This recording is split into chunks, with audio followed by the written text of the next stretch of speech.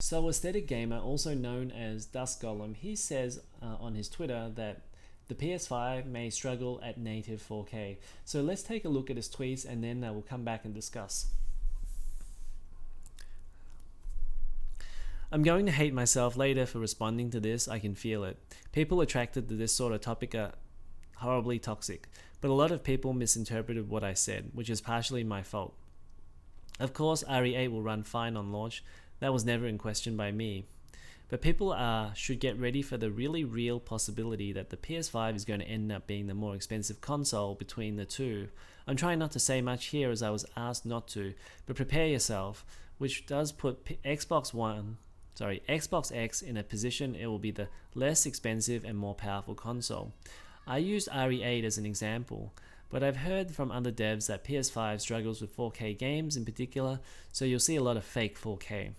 That doesn't matter to some, but get ready for that too. Xbox X doesn't have the same problem.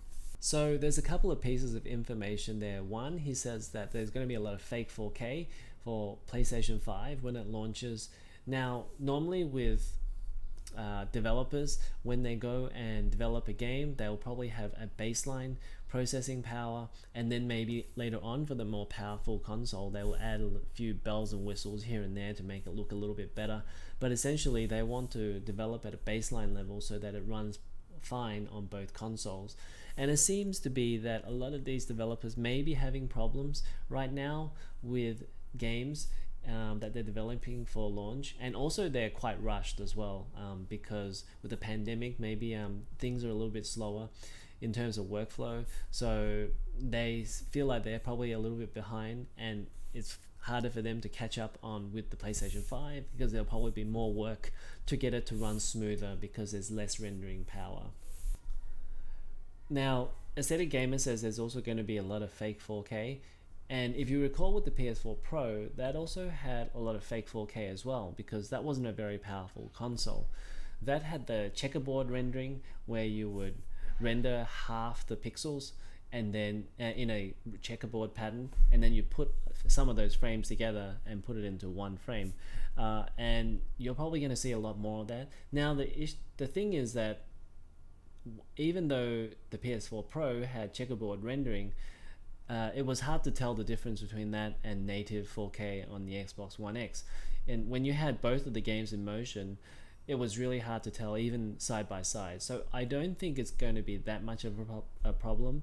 I think really it's only going to be a problem if you take a screenshot and then you're trying to count the pixels, and no one's really going to do that when you're playing games. But that being said, they can't really just go in and then just run everything at native resolution. They need to have some sort of tricks up their sleeve to get it to run smoothly at a 4K and maybe 60 frames per second frame rate. Now, the other thing that Dust Golem mentioned was that the PS5 may be the more expensive console but less powerful. And ultimately, I don't think that matters too much. We've seen this happen in the past with the PlayStation 2. That was the more expensive console, and the Xbox was the more powerful console, and at times it was also the cheaper console, but even still that was mainly due to the demand of the market. So people wanted the PlayStation 2 more, therefore the price was higher because there weren't as many units in the markets, and it was less discounted. And the same thing with the Switch right now. The Switch is not very the Switch is in high in demand, so therefore the price is also high.